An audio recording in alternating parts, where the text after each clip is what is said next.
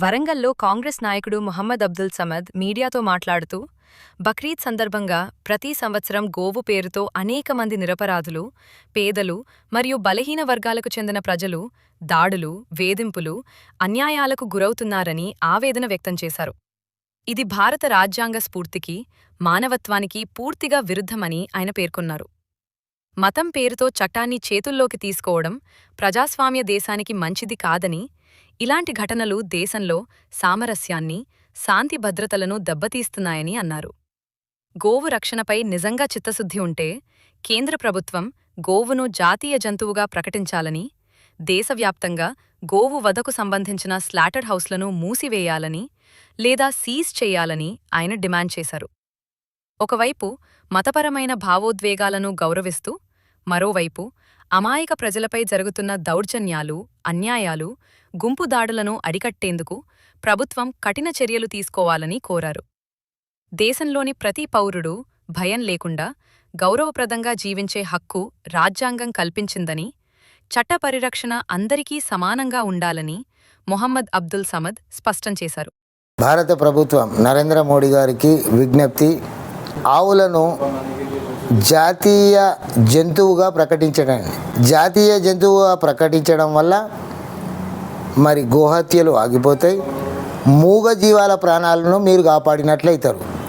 మరి ఇంకా 3 రోజులలో బక్రీద్ ఉన్నది కాబట్టి మీరు అర్జెంటుగా పార్లమెంట్ అత్యవసర సమావేశం ఏర్పాటు చేసి గోవును మరి మన అందరి మాతగా భావిస్తున్నాం కాబట్టి గోవును జాతీయ జంతువుగా ప్రకటించండి.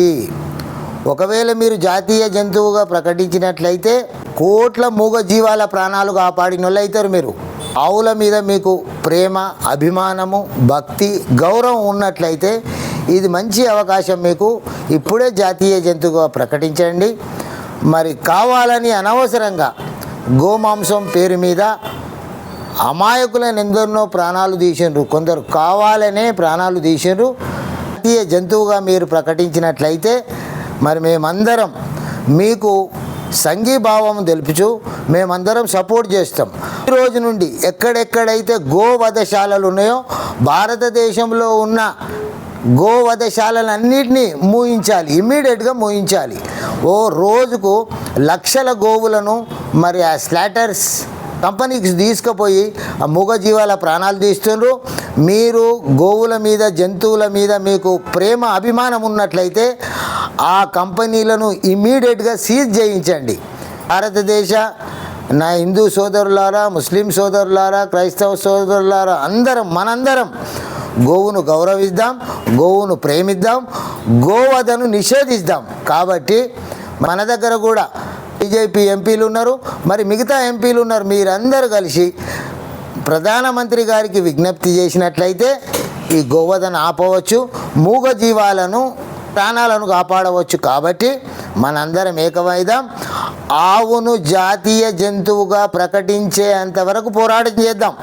ఒకవేళ భారత ప్రభుత్వం దీని మీద ఆలోచన చేయనట్లయితే, గోవును జాతీయ జంతువుగా ప్రకటించినట్లయితే భారతదేశంలో మేమే పెద్ద ఉద్యమం చేస్తాం. కంపెనీలను, గోవధ కంపెనీలన్నీ మూయిస్తాం.